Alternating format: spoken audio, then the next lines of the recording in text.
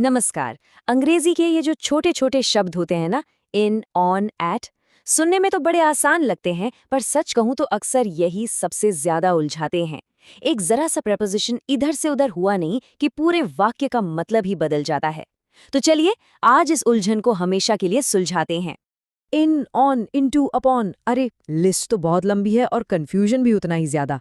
पर सोचिए, अगर इन्हें समझने का एक बहुत ही लॉजिकल तरीका मिल जाए तो।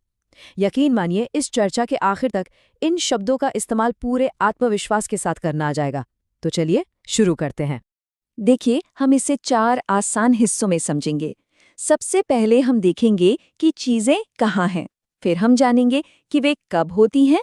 इसके बाद हम गति और दिशा के बारे में बात करेंगे और हाँ, आखिर में कुछ प्रो टिप्स भी देखेंगे जो अंग्रेजी को एक नए लेवल पर ले जाएंगे। तो चलिए शुरू करते हैं अपने पहले सेक्शन से, स्थिति और स्थान। मतलब ये प्रेपोजिशंस हमें उस सबसे बेसिक सवाल का जवाब देते हैं, भाई कोई चीज आखिर है कहाँ। सीधी सी बात है, जब भी हम पूछते हैं कहाँ, तो जवाब में अक्सर एक प्रेपोजिशन ऑफ प्लेस छिपा होता है। जैसे अगर कहा जाए the book is on the table, तो ये जो ऑन है ना, यही हमें किताब की सही सही जगह बता रहा है।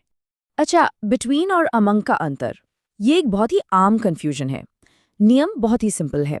बिटवीन का इस्तेमाल सिर्फ और सिर्फ 2 चीजों के लिए होता है, जैसे the shop is between the 2 trees. लेकिन जैसे ही बात 2 से ज्यादा चीजों की हो, तो वहां अमंग आता है। जैसे he was standing among his friends.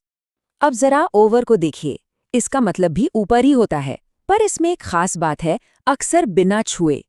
जैसे इस तस्वीर में एक पुल नदी के ऊपर है, या छत हमारे सिर के ऊपर होती है। वो ऊपर तो है, पर हमें छू नहीं रही। यही ओवर की खासियत है। तो ठीक है, कहाँ का जवाब देना तो हमने सीख लिया। अब बारी है कब की।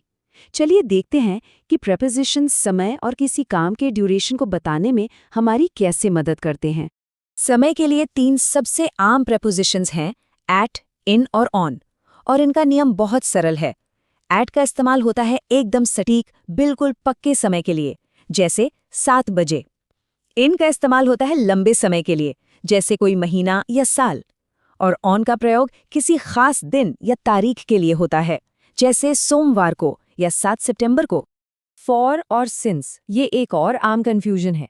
इसे ऐसे याद रखिए, फॉर हमें बताता है कि कोई काम कितनी देर हुआ, यानी ड्यूरेशन, जैसे फॉर 10 years, जबकि सिंस हमें बताता है कि कोई काम कब से शुरू हुआ, यानी स्टार्टिंग पॉइंट, जैसे सिंस 2009। अभी तक हमने स्थिर चीजों की बात की, मतलब जो एक जगह पर हैं या एक समय पर होती हैं।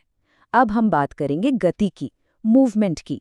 कुछ प्रेपोजिशंस हमें बताते हैं कि कोई चीज कहाँ जा रही है। इन और इनटू का अंतर देखिए। इन का मतलब है कि कोई पहले से ही किसी बंद जगह के अंदर मौजूद है, जैसे हम क्लासरूम में बैठे हैं, यहाँ कोई मूवमेंट नहीं है। लेकिन इनटू में मूवमेंट होती है, बाहर से अंदर की तरफ, जैसे लड़का नदी में कूद गया। और जानते हैं, ठीक यही लॉजिक ऑन और अपॉन पर भी लागू होता है। ऑन का मतलब है किसी सतह पर स्थिर होना, जैसे किताब मेज पर है। वहीं अपॉन में गति शामिल है, किसी चीज के ऊपर आने का एक्शन, जैसे बिल्ली चूहे पर कूदी। अब समझते हैं अक्रॉस और थ्रू का फर्क। अक्रॉस का इस्तेमाल हम करते हैं किसी खुली सतह को एक तरफ से दूसरी तरफ पार करने के लिए, जैसे कोई सड़क या नदी। लेकिन थ्रू का इस्तेमाल तब होता है जब हम किसी बंद जगह के अंदर से गुजरते हैं, जैसे एक सुरंग या घने जंगल से। चलिए अब कुछ ऐसे नियमों पर भी बात करते हैं जो आम गलतियों से बचाएंगे और अंग्रेजी को और भी ज्यादा सटीक बना देंगे। इन्हें आप प्रो टिप्स भी समझ सकते हैं। ये एक बहुत बहुत जरूरी नियम है। कुछ वर्ब्स ऐसे होते हैं जिनके बाद प्रेपोजिशन लगाने की गलती बहुत आम है। ये याद रखना है कि डिस्कस, डिस्क्राइब, ऑर्डर या रीच जैसे शब्दों के ठीक बाद कोई प्रेपोजिशन नहीं आता। इसे एक उदाहरण से समझते हैं। I shall discuss about the problem कहना बिल्कुल गलत है। सही वाक्य है I shall discuss the problem. यहाँ पर अबाउट की कोई जरूरत नहीं है। ये एक छोटा सा नियम है, पर बहुत असरदार है।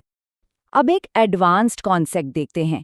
इन्हें कहते हैं फ्रेज प्रेपोजिशंस। ये दरअसल शब्दों के समूह होते हैं जो एक प्रेपोजिशन की तरह काम करते हैं, जैसे according to, on behalf of या इन स्पाइट ऑफ।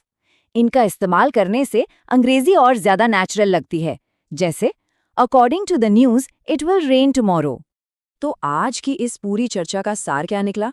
सार ये है कि प्रेपोजिशंस बस यूं ही रैंडम नहीं होते, उनका एक लॉजिक है, एक पूरा सिस्टम है। अगर हम ये समझ लें कि कोई प्रेपोजिशन क्या काम कर रहा है, क्या वो जगह बता रहा है, समय बता रहा है या फिर गति दिखा रहा है, तो सही शब्द चुनना बहुत बहुत आसान हो जाता है। तो अब आखिर में एक सवाल सोचना तो बनता है, आज की इस चर्चा के बाद ऐसा कौन सा प्रेपोजिशन है जिसे इस्तेमाल करने में अब सबसे ज्यादा कॉन्फिडेंस महसूस हो रहा है? कोई तो एक होगा जो अब एकदम क्रिस्टल क्लियर हो गया होगा। इसके बारे में कमेंट्स में जरूर बताइएगा।